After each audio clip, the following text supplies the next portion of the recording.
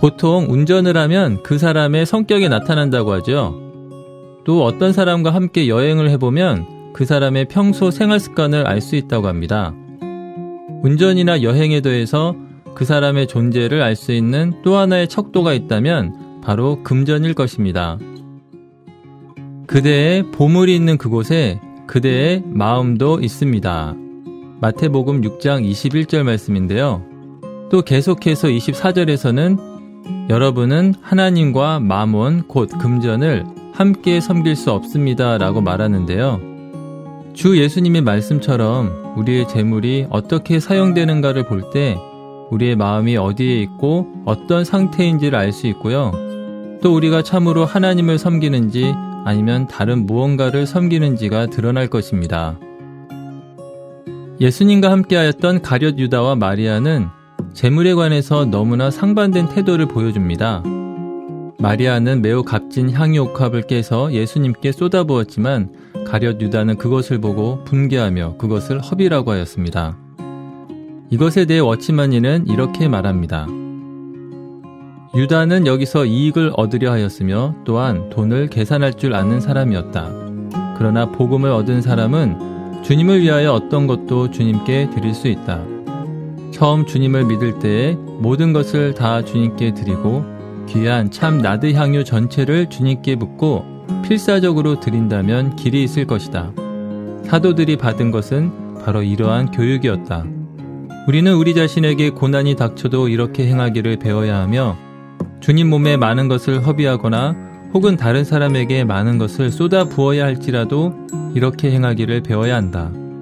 금전에 대한 문제가 하나님의 종에게는 이렇게 중요하다.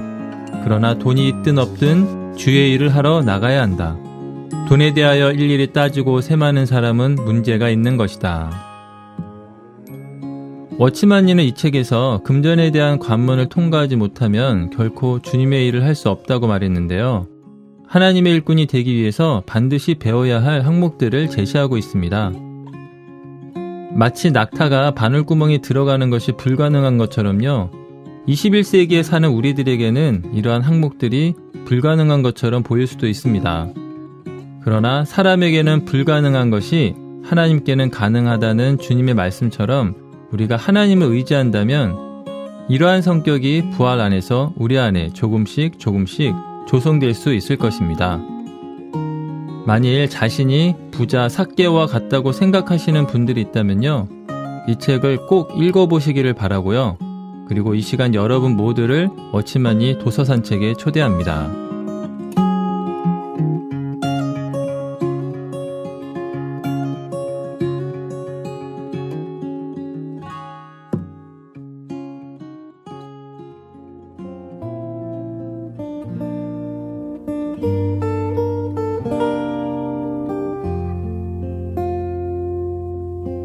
바울은 디모데전서에서 경건을 이익의 재료로 생각하는 자들의 다툼이 일어나느니라 라고 말한다.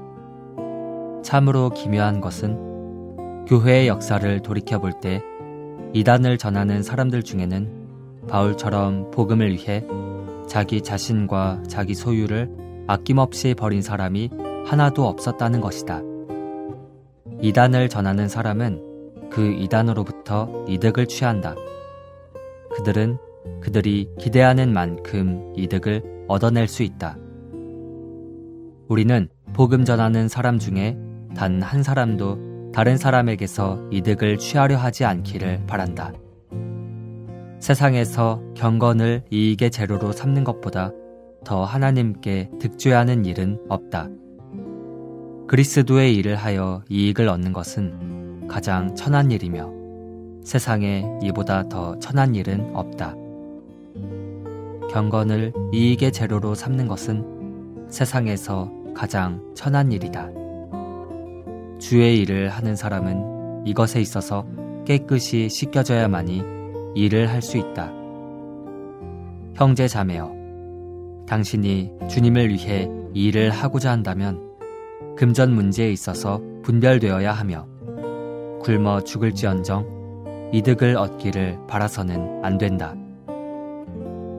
모든 일꾼은 이 문제에 있어서 반드시 강해야 한다. 만일 어떤 사람이 금전적인 일에 있어서 당신의 길을 바르지 못하게 한다면 당신은 그에게 어떤 여지도 남겨주어서는 안 된다. 우리는 철저하게 주님을 따라야 한다. 형제자매여, 우리는 우리의 옷을 팔 수 있고 우리의 물건을 팔 수 있지만 결코 우리의 가르침과 경건을 팔아서는 안 된다. 우리의 마음이 금전에 대해 죽지 않고 우리의 태도가 분별되지 않았다면 우리는 여전히 주님의 일을 만지지 않는 편이 더 낫다. 그러나 지족하는 마음이 있으면 경건이 큰 이익이 되느니라. 진정한 이익은 바로 여기에 있다. 경건으로 우리가 지족한다면 경건은 어떤 것도 요구하지 않고 바라지 않으며 도리어 우리의 모든 만족이 된다. 경건은 이익이 되되 아주 큰 이익이 된다. 경건을 수단으로 삼아 돈을 얻는 것은 가장 수치스러운 일이 아닐 수 없다. 경건에 지족을 더하는 것은 훨씬 더 큰 이익이다. 디모데전서 6장 7절부터 10절까지의 말씀은 특별히 사역자가 간직해야 될 말씀이다. 우리가 세상에 아무것도 가지고 온 것이 없음에 또한 아무것도 가지고 가지 못하리니 우리가 먹을 것과 입을 것이 있은즉 족한 줄로 알 것이니라.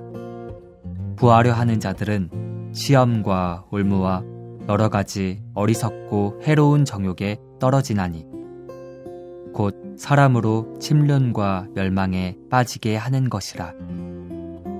돈을 사랑함이 일만하게 뿌리가 되나니 이것을 사모하는 자들이 미혹을 받아 믿음에서 떠나 많은 근심으로써 자기를 찔렀도다.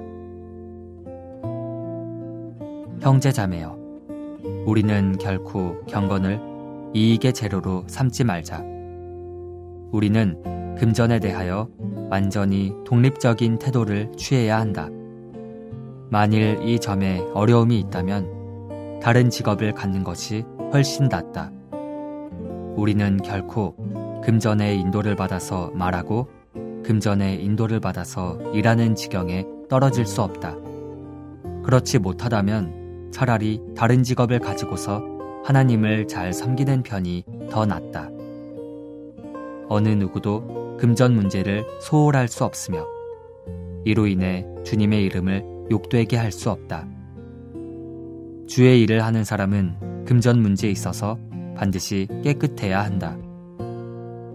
이유 여하를 막론하고 금전에 있어서 우리는 마음속에서 철저히 구원받아야 한다. 왜냐하면 하나님의 말씀을 비추어 볼 때 금전에 있어서 깨끗지 못한 것은 정죄함이 크기 때문이다. 우리는 이익을 도모하는 마음을 처리해야 한다. 이것이 주님의 일꾼이 갖추어야 할 기본 성격이다. 금전에 있어서 연약한 사람은 어떤 것에 있어서도 항상 연약하다. 우리는 금전 문제에 대해 강경해야 하며 어떠한 영향도 받아서는 안 된다. 그리스도의 일을 하는 우리는 금전에 있어서 깨끗하게 처리받아야 한다.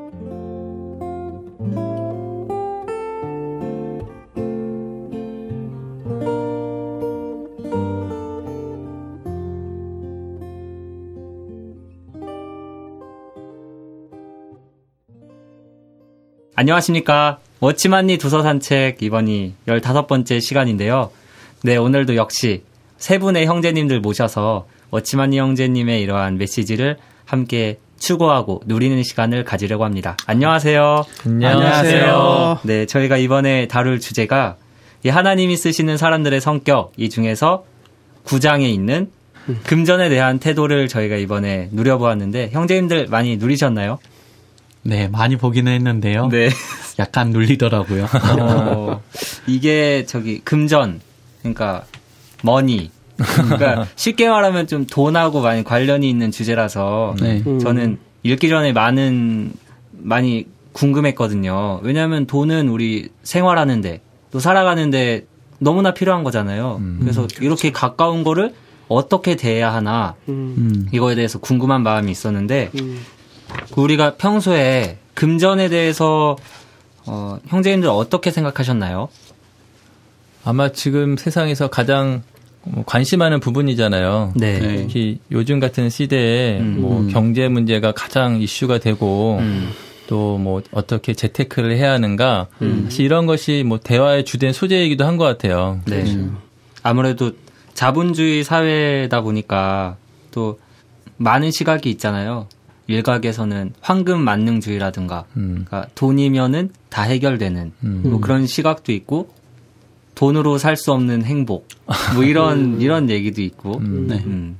그 보면 돈이 사실 만능이라고 했거든요. 네. 워치만 형제님이 다른 서적에서 그렇게 표현하죠. 돈은 만능이다. 그러니까 다시 말해서 돈은 능력이 있어서 뭐든지 다 할 수 있다는 거예요. 뭐든지 다 살 수 있고 할 수 있고. 그러니까는 돈을 많이 가진 사람은 안 되는 게 없는 거죠.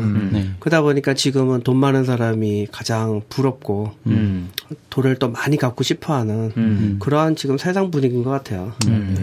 자본주의 사회다 보니까 한면에서는 돈이 생활의 척도가 되는 경우가 너무나도 많죠.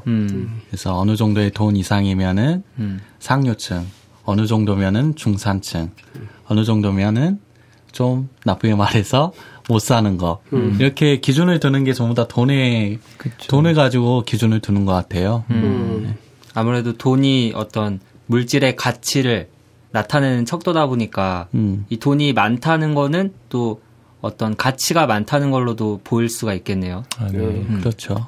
또 더 나아가서요. 이렇게 이 돈을 어떻게 다루는가 이것도 상당히 중요한 문제 같더라고요. 네.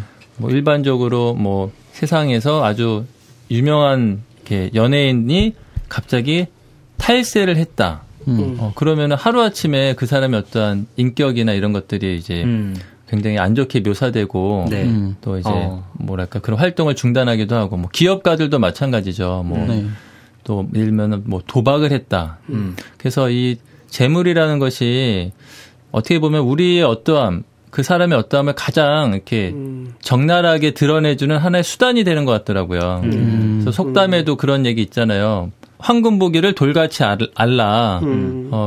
이러한 말도 어떻게 보면은 다만 이렇게 재물을 많이 얻는 것에 이렇게 초점을 맞췄다기보다는 세상 사람들의 어떤 눈에 볼 때에도 이 사람들이 너무 이 돈에 집착하고 이 돈에 사람들이 사로잡힌 것이 좋은 인격은 아니라는 거잖아요. 맞아요.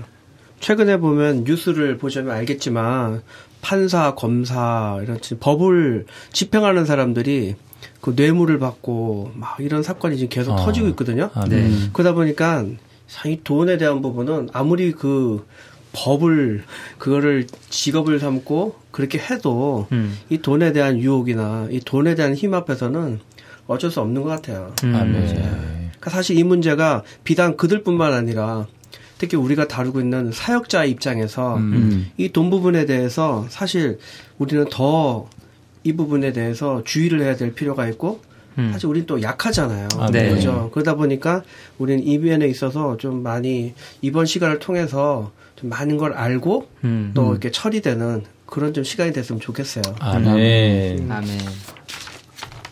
이 책에서 워치만니 형제님은 그 사역자들이 금전에 대해서 어떤 태도를 가져야 하는가 이걸 이제 책에서 말씀을 하고 있는데 책에서 좀 많이 보이는 부분이 발람의 기를 많이 얘기를 하거든요. 그러니까 발람 얘기가 많이 나와요. 그래서 이 얘기를 잠깐 하면 그 발람이 나온 때가 성경에서 민수기 때인데 이때가 전쟁 중이잖아요. 전쟁 중인데 이때 그 모압과 미디안의 장로들이 발람에게 이스라엘 백성들을 저주해달라는 그 발락의 말을 전했을 때 민수기 22장 8절 잠깐 읽을게요. 발람이 그들에게 말하였다. 오늘 밤은 여기서 지내십시오. 여호와께서 나에게 말씀하시는 대로 내가 여러분에게 알려드리겠습니다. 모압의 지도자들은 발람과 함께 머물렀다라고 나와 있는데요. 이 부분을 볼 때 자칫 잘못하면 발람이 굉장히 영적인 것으로 보일 수가 있어요. 이런 것들도 하나님께 여쭈는 그런 걸 보면 영적인 걸로 보일 수 있는데 실제로 발람은 아주 잘못되었거든요. 제가 8절 읽었는데 그 전에 7절을 보면 모압의 장로들과 미디안의 장로들은 자기들 손에 복채를 들고 라고 나와 있어요. 그래서 발람이 하나님께 더 신실했더라면 하나님의 백성들인 이스라엘 자손들을 저주해달라는 이런 발락의 청을 거절했을 텐데 그래서 느낌이 많았는데요. 그 발람은 선지자였고 하나님께서 이스라엘 백성을 축복하신다는 것도 알았는데 이런 금전에 대한 문제가 처리가 되지 않았기 때문에 잘못된 길로 들어선 것을 볼 수가 있어요. 아멘. 이게 좀 되게 경고의 말이 되더라고요. 우리 생활에 적용을 해보면 우리가 교회 생활을 아무리 열심히 하고 또 어떤 교리적으로 아는 게 굉장히 많다 할지라도 금전적인 문제에 대해서 처리가 되지 않으면 돈에 대해서 어떤 유혹이 있을 때 우리도 잘못된 길로 빠져들기가 쉽고 또 결과적으로는 발람이 그 이스라엘 민족들의 상당수를 타락을 시켰잖아요. 그러한 것처럼 우리의 이런 금전에 대한 잘못된 태도가 교회에 대해서 또 형제 자매님들에 대해서 어떤 큰 손실을 가져올 수도 있겠다고 생각을 하니까 이 문제 엄중하게 느껴지더라고요. 그래서 워치만니 형제님이 이렇게 책을 여시면서 금전에 대한 관문을 통과하지 못하면 결코 주님의 일을 할 수 없다라고 이렇게 말씀을 하셨는데요. 이 책에서 말하는 주님의 일을 하기 위해 우리가 통과해야 할 관문은 어떤 것들이 있는지 좀 교통을 부탁드립니다. 아멘. 먼저 조은일 형제님이 그 발람의 이야기를 하셨잖아요. 네. 이게 아마 성경에서 그 발람을 하나의 그 안 좋은 그런 본보기로 세우셔서 계속 경고로 이렇게 해주시잖아요. 네. 그래서 그와 관련돼서 디모데전서 6장 5절에 보면은 경건을 이익의 수단으로 생각하는 사람들이 있다. 그리고 그것에 대해서 이제 경고를 하시는데 경건은 결국 이제 하나님께 속한 거잖아요. 네. 발람도 선지자이기 때문에 당연히 하나님의 뜻을 알고 또 하나님을 위해서 말하는 사람이었는데 그러한 선지자로서의 기능을 하나님을 위해서 사용하는 게 아니라 결국 그 발락이 가져다 준 그 돈을 얻기 위해서 그의 선지자로서의 그런 기능을 이제 사용한 거잖아요. 결국 경건을 그 이익의 수단, 꼭 돈을 버는 수단으로 사용했다는 거죠. 그래서 특별히 이제 하나님을 위해 일하는 사람들, 하나님의 일꾼들이 만약에 그들의 어떤 봉사나 어떤 그런 기능을 순수하게 하나님을 위해 사용해야지 만일 그것을 어떤 이익을 얻고자 하는 생각을 갖고 있다면 그 자체로서 하나님의 일꾼의 자격을 잃는다는 거예요. 그래서 여기에 제가 이 책에 보니까 이러한 경고하는 말씀이 성경에 굉장히 많더라고요. 특별히 이제 베드로 후서에도 이 말씀이 나오는데요. 여기 이런 말씀이 있습니다. 한번 제가 읽어드릴게요. 그들은 음욕이 가득한 눈으로 죄 짓는 것을 멈추지 않고 견고하지 못한 사람들을 유혹하며 마음을 탐욕으로 채우는데 익숙하니 그들은 저주의 자녀들입니다. 그들은 바른 길을 버리고 빗나가 부올의 아들 발람의 길을 따라갔습니다. 아멘. 발람은 불의의 대가를 사랑하였습니다. 아멘. 여기 이제 신약 회복력 성경에 탐욕으로 채우는데 익숙하니 이렇게 되어 있거든요. 그건 뭐냐면 평상시에 탐욕이 있었다는 거예요. 그러니까 어떤 재물을 탐하고 뭘 탐하는 것이 계속 하다 보니까 익숙해져서 그 사람의 조성, 성격이 됐다는 거예요. 그러니까 이러한 조성과 성격을 가진 상태에서 어떤 경건에 속한 일을 한다, 하나님의 일을 한다 할 때 자기도 모르게 그런 유혹이 있으면 어떻게 해요? 성격이나 조성은 바뀔 수 있는 게 아니잖아요. 네, 그러니까 자연스럽게 이런 경건도 이러한 탐심의 수단으로 사용할 수 있다라는 거죠. 그래서 정말 이 부분을 대할 때 우리가 매일매일 그러한 생활 가운데서 정말 이렇게 탐심을 부리지 않고 또 정말 이런 재물에 내 마음이 빼앗기지 않는 것을 이렇게 평상시에 정말 훈련을 해야겠다. 아멘. 물론 비록 우리가 현재 어떤 하나님의 일꾼으로서 뭐 드러난다던가 그렇진 않지만 또 장차 우리가 또 하나님께 쓰임 받을 수 있는 거잖아요. 네. 근데 만약 우리 마음속에 이런 탐심을 계속 가지고 있다라면은 그것이 오히려 우리에게 큰 화가 될 수도 있겠다. 평상시에 정말 이런 탐심을 제하고 뭐랄까요? 만족하는 것. 정말 주님이 우리에게 주신 것으로 인해 만족하고 감사하는 것을 훈련해야겠다 이런 생각을 했습니다. 아멘. 형제님들 이야기를 들으니까 정말 이 금전에 대한 문제가 우리에게 얼마나 엄중한 문제인지 다시 한번 보게 되는데요. 아멘. 저도 이 주제들 중에서 주는 것을 아까워하지 말라라는 주제를 볼 때 느낌이 참 많았습니다. 여기에서는 우리에게 잘 알려진 오병이어의 일을 예로 들고 있는데요. 여기에는 5,000명이 넘는 많은 사람들이 모여 있었고 예수님께서 제자들에게 너희가 먹을 것을 주라 라고 했을 때 제자 중 한 사람이 각 사람으로 조금씩 받게 하더라도 200데나리온의 떡이 부족하리이다 라고 말하고 있어요. 주님께서 다시 너희에게 떡 몇 개가 있느냐라고 물어보셨을 때 그들이 떡 5개와 물고기 2마리를 가져다 놓고 그 후에 주님이 기적을 베푸심으로 많은 사람이 배불리 먹게 한 이 내용인데요. 아멘. 여기서 볼 때 많은 경우에 위에서 한 제자가 이 계산을 한 거잖아요. 이 사람들을 먹이기 위해서는 200데나리온으로도 부족합니다. 그래서 계산하는 장면이 나오는데 저도 그 제자와 같이 어떠한 일들이 있을 때 이렇게 수지타산을 따져보고 계산하고 내가 할 수 있는지 내 생활을 다시 한번 돌아보고 이런 경우가 너무나도 많더라고요.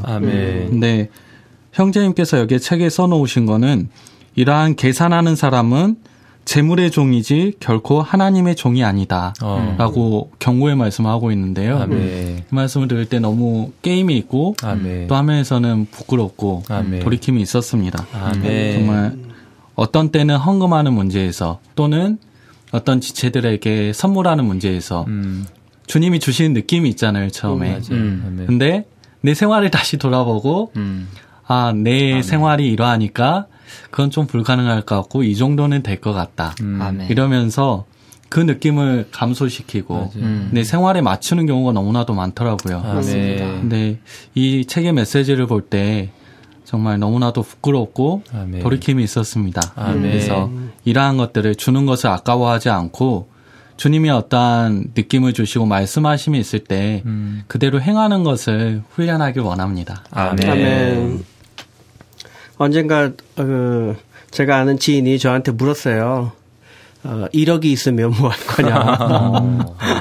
언제 물어보신 거예요, 그죠? 좀 됐어요. 딱 그 질문 듣자마자 저는 여행을 너무 가고 싶었거든요. 나 세계 여행 가고 싶다. 사실 지금도 솔직하게 똑같아요. 세계 돈이 생기면 여행 가고 싶어요. 사실 이거는 저를 즐겁게 하고 어떤 제가 원하는 거를 지금 하고자 하는 마음이 꽉 차 있거든요. 못하는 이유는 이력이 없으니까. 사실 보면 부자가 돈에 대한 문제도 생길 수 있지만 가난한 사람도 더 문제가 생길 수 있다고 생각을 해요. 그죠? 돈이 없으니까 그게 단지 못해서 안 하는 거지 있다면 더 그들 마음속에는 돈이 더 우상이 되고 더 우리를 통제하는 어떤 그런 강한 능력이 되는 것 같아요. 그래서 어떤 면에서 좀 없이 사는 것도 주님의 은혜구나라는 생각이 좀 드는데 우리 형제님이 좀 전에 말했지만 하나님을 섬기는데 가장 방해가 되는 게 2가지가 있다고 하잖아요. 하나는 개인주의적인 거, 또 하나는 재물. 그러니까 결국 이것이 우리가 사역자로서 그 길을 빗나가게 하는 아까 조은희 형제님 말씀하셨지만 발람과 같이 하나님의 말씀을 제대로 전하지 않고 오히려 많은 이스라엘 백성을 저주하게 되는 이러한 결과를 갖고 오는 거죠. 그래서 보면 누가복음 16장 13절에 두 주인을 겸하여 섬길 수 없다라는 말씀이 있거든요. 그러니까 그 말씀을 보면 사실 우리에게는 주인이 둘인 것 같아요. 하나는 하나님, 하나는 돈. 둘 중에 하나, 결국은 이것이 아니면 이거를 섬기고, 이것이 아니면 이거를 섬기게 되는 그런 게 우리인데, 보면은 하나님의 그 일을 나서는 사람들의 그 특징을 보면은, 그 성경에서 보면, 제자들이 보면 주님을 따를 때 다 버리잖아요. 배도 버리고, 그물도 버리고, 아버지도 버리고, 물론 이 버린다고 하는 것은 이제 거기에 매임에서부터 나왔다라는 거잖아요. 그리고 또 삭개오도 주님을 만났을 때 재물을 이렇게 버리고 그래서 주님을 따르는 데 있어서 이 재물을 버리는 것이 반드시 우리가 겪어야 될 통과해야 될 공과인 것 같아요. 우리가 여전히 두 개를 하나를 숨겨놓고 섬길 수 없듯이 우리가 이 부분에 있어서 반드시 그 재물을 우리가 처리하는 이러한 부분이 필요한데 디모데전서 6장 10절에 이렇게 이 말씀이 있어요. 돈은 그리스도인들을 시험과 올무, 해로운 정욕에 빠지게 하고 믿음에서 떠나게 하며 많은 근심으로 자신을 찌르게 한다. 보면은 시험, 올무, 해로운 정욕, 믿음에서 떠나게 하고 많은 근심으로 자신을 찌르게 한다. 그러니까 우리는 결국 그 덫에 걸린다는 거죠. 그래서 우리가 물질이 왔을 때 이거를 어떻게 처리하느냐. 이것이 우리가 사역자로서의 그 길을 가는 데 있어서 가장 중요한 하나의 관문인 것 같아요. 아멘. 아멘. 이 금전에 대해서 주님도 제자들에게 굉장히 많이 가르치셨더라고요. 네. 여기 누가복음에 보면은 좀 이렇게 뭐랄까 약간 상반되는 그런 말씀이 있는데 그걸 워치만 형제님이 이 책에서 이렇게 지적해주고 있거든요. 일단 누가복음 9장 3절을 보면은 이런 말씀이 있어요. 여행할 때, 즉 이제 말씀을 전하기 위해서 여행할 때 아무것도 가지고 가지 마십시오. 지팡이도, 가방도, 식량도, 돈도, 두벌 옷도 가지고 가지 말며 12제자에게 하신 말씀이고요. 또 70명의 또 제자를 보내실 때도 돈주머니도, 가방도, 신발도 가지고 가지 말고 이렇게 말씀을 하세요. 이 말은 이제 주님의 일을 하는 사람은 이런 금전 문제를 이제 초월해야 한다는 거죠. 근데 누가복음 22장 36절에 보면은 상반되는 말씀을 하세요. 누가복음 22장 36절은 그러나 이제는 돈주머니가 있는 사람은 그것을 가져가고 가방도 그렇게 하고 또 칼이 없는 사람은 겉옷을 팔아 칼을 사십시오. 이렇게 말씀을 하시거든요. 그럼 도대체 가지고 가라는 말이냐, 가지고 가지 말라는 얘기냐, 이게 좀 헷갈릴 수 있잖아요. 네. 그러니까 여기서 요지는 뭐냐면 이 누가복음 9장 10절에서는 비교적 우호적인 상황이었기 때문에 제자들이 안 가져가도 공급을 받을 수가 있었어요. 그들이 이제 머무는 집이라든지 주변 사람들에게.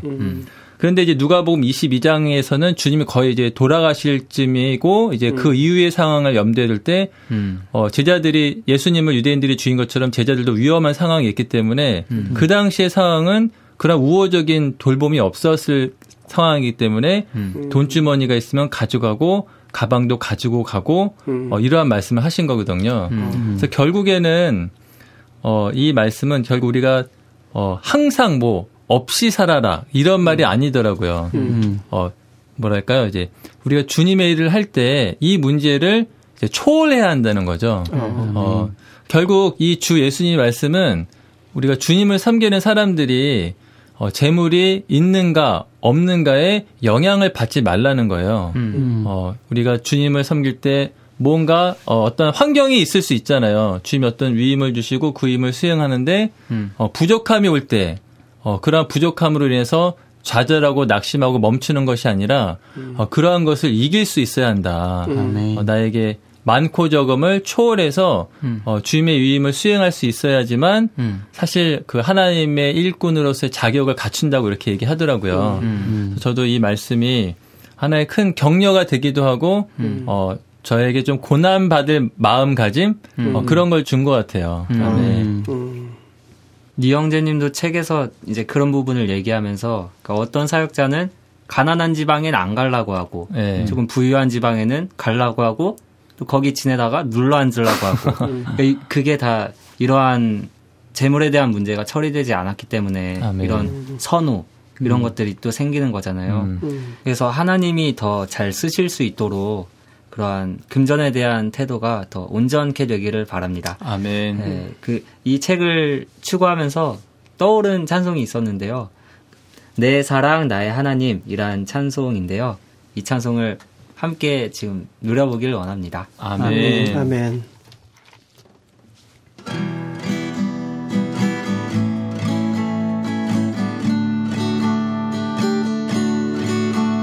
내 사랑 나의 하나님 내 영원한 분께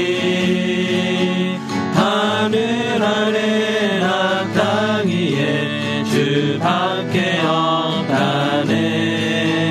하늘 땅 모두 공허해 만족 주지 못해. 내 하나님과 비할 것 아무래도 없네. 주는 내 부요 내 생명 내 견고한 거처. 주만이 나의 하나님 내 구주이실세. 금전도 주께 비하면 공허한 장난감. 다른 것 의지할 때에 어리석은 자들. 온 땅이 내 기업되고 내 재산 되어도 주 없으면 난 여전히 가련한 자일세. 이 세상 사람 팔 걸려 다 재물 잡아도 난 다른 거 원치 않고 주인 죄 얻겠네.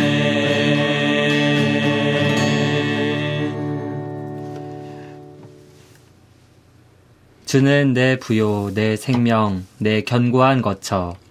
주만이 나의 하나님, 내 구주이실세. 아멘. 금전도 주께 비하면 공허한 장난감. 아멘. 다른 것 의지할 때에 어리석은 자 돼. 아멘. 이 찬송의 가사말처럼 우리가 어떤 재물에 정말 묶이지 아니하고 아멘. 그 안에서도 주님을 더 신실하게 바라보는 그런 자들이 되기를 원합니다. 아멘. 아까 저희가 교통을 통해서 경건을 이익의 어떤 도구로 삼지 않는 것, 그리고 주는 것을 아까워하지 않는 것, 그리고 주님의 일을 할 때 재물에 묶여서 이것이 어떤 뭐 장애가 되지 않는 초월해야 하는 그런 문제를 이제 조금 다루어 보았는데요. 우리가 이제 이런 공과를 배우고 이 관문을 통과해야 되는데 어떻게 하면 이러한 공과를 우리가 잘 배울 수 있을지 그 부분에 대해서 조금 나누고 싶습니다. 아멘. 저는 우리가 조금 전에 찬송 전에 누렸던 거는 뭐냐면 물질을 처리해야 된다 이런 쪽으로 했잖아요. 근데 또 한 면에서는 물질을 이제 처리하고 버리는 쪽이라면 또 그거와 또 반대 입장에서는 물질을 또 도움을 받는 입장도 있잖아요. 그러니까 우리는 물질에 대해서 처리하는 버리는 입장이지만 또 지체들에게나 아니면 많은 사람들에게는 또 그것이 도움이 되는 수단이 되는 거죠. 그래서 우리가 이거를 공과를 배울 때 있어서 이 두 가지가 다른 것이 아니고 그러니까 우리가 지체들이나 다른 사람의 어떤 필요를 우리가 이 물질을 통해서 공급한다면 한 면에서는 우리에게 물질이 처리되는 거고 또 그분들에게 있어서는 그게 도움이 되는 거. 그래서 지체들에게나 다른 사람들에게 어떤 물질적인 공급을 하면 할수록 우리 안에 있는 이 물질에 대해서 처리가 된다는 거예요. 누가복음 6장 38절에 하나님이 정하신 원칙이 하나 있어요. 하나님이 정한 원칙인데 이거는 물질을 하나님이 어떻게 공급하는지에 대한 원칙인데 주라 그리하면 너에게 줄 것이니 이런 말씀이 있어요. 세상의 법칙은 take and give잖아요. 그죠? 근데 성경은 give and take예요. 그러니까 우리가 물질을 처리하면 그 물질이 없으면 나 어떻게 살지? 하지만 하나님의 원칙은 주는 자에게 반드시 주신다는 거예요. 그러니까 우리가 사실 가난한 이유가 뭐냐? 우리가 왜 물질에 어떤 면에서 이게 찌들리고 거기에 매여 사는 이유가 뭐냐? 이 말씀을 뒤집어 보면 우리가 주는데 너무 인색했다는 거예요. 근데 사실 이 부분은 우린 체험이 필요하고 반드시 여기에 대한 공과가 통과돼야 될 것 같아요. 그래서 이 물질에 대해서 우리가 처리하는 좋은 방법은 지체들을 만나서 맛있는 것도 사주고 또한 지체들의 필요를 봤을 때 우리가 정말 좋은 곳으로 그냥 있는 거에서 하나 주는 것이 아니고 정말 좋은 것, 아멘. 가장 소중한 것을 우리가 드릴 때 그 지체에게는 하나의 큰 필요가 되고 힘이 되지만 아멘. 또 우리에게 있는 그 돈에 대한 힘으로부터 우리는 자유로워질 수 있는 그런 훈련을 할 수 있는 좋은 길이 되는 것 같아요. 아멘. 이게 돈뿐만이 아니고 좋은 물건이라든지 그런 것에도 해당이 되겠네요. 아멘. 저는 여기 책에서 보면은 한 가지 단어가 계속 반복해서 나오는 게 있는데요. 채통이라는 단어예요. 근데 주님의 사역자로서 채통을 잃어버리면 안 된다. 이 아이가 자주 나오는데요. 네. 이 얘기를 들을 때 이 채통이라는 단어가 확 와닿더라고요. 네. 책에서 말하지만은 주님을 섬기는 사역자들이라고 얘기하고 있잖아요. 그러면은 채통이라는 단어를 보면은 관리로서의 체면이라는 의미를 가지고 있거든요. 사역자는 주님을 섬기는 관리인 거잖아요. 어찌 보자면. 아멘. 근데 그들이 아까 형제님께서 이야기해 주셨지만 두 주인. 주님을 섬길 것이냐 마몬을 섬길 것이냐. 이 마몬이 결국에는 금전이잖아요. 네. 근데 체면을 지킨다는 것은 주인을 신실하게 섬기는 것을 예로 들 수도 있는데 우리가 금전을 붙잡고 있다 그러면 다른 주인을 섬기는 게 되는 거잖아요. 체면을 잃어버리는 거죠. 채통을 지키지 못하는 것이고. 그렇죠. 이걸 생각을 할 때 우리가 금전을 대하는 태도, 그러니까 이것에 대해서 이게 당연히 우리 생활에 필요하지만은 돈이라는 것이 우리 생활에 없다 그러면 당연히 불편하고 없어서는 안 될 것이긴 하지만은 필요에 의해서 사용하는 것이지 이게 우리를 사로잡으면 안 된다는 그런 느낌이 있더라고요. 아멘. 이러한 부분에서 아직 체험이 많이 부족하지만은 이 공과를 대할 때 금전을 대하는 태도가 우선순위에 있어서는 안 되겠구나. 이러한 느낌이 있었습니다. 아멘. 그 형제님들 교통 들으니까 떠오르는 성경 말씀이 하나 있는데요. 요한일서 3장 17절 말씀입니다. 누가 세상의 재물을 가지고 있으면서 자기 형제에게 어떤 필요가 있다는 것을 알고도 불쌍히 여기는 마음을 닫아버린다면 어떻게 하나님의 사랑이 그 사람 안에 거하겠습니까? 아멘. 우리가 이렇게 재물을 쫓기만 하고 또 주어진 재물을 쥐기만 하는 그런 태도를 가진다면은 우리에게 하나님의 사랑이 임할 수 없겠다는 그런 생각이 듭니다. 아멘. 이 책에서 그 워치만니 형제님이 사실 교통한 것 외에도 굉장히 많은 것들을 다루었고 분량이 굉장히 많아요. 네. 그리고 이 안에 적힌 이 문장들도 굉장히 깊어서 사실은 저희가 이거를 좀 일부분만 담아냈다고 할 수가 있는데요. 아멘. 그 청취하시는 형제 자매님들도 이 책을 직접 보셔서 이 안에 있는 금전에 대해서 우리가 어떤 태도를 가져야 하고 또 성경에서 어떻게 말하고 있는지를 더 풍성하게 누리셨으면 좋겠습니다. 아멘. 저희 이번 방송은 여기서 마무리하도록 하고요. 다음번에 다른 내용으로 다시 찾아뵙도록 하겠습니다. 형제 자매님들 안녕히 계세요. 안녕히 계세요.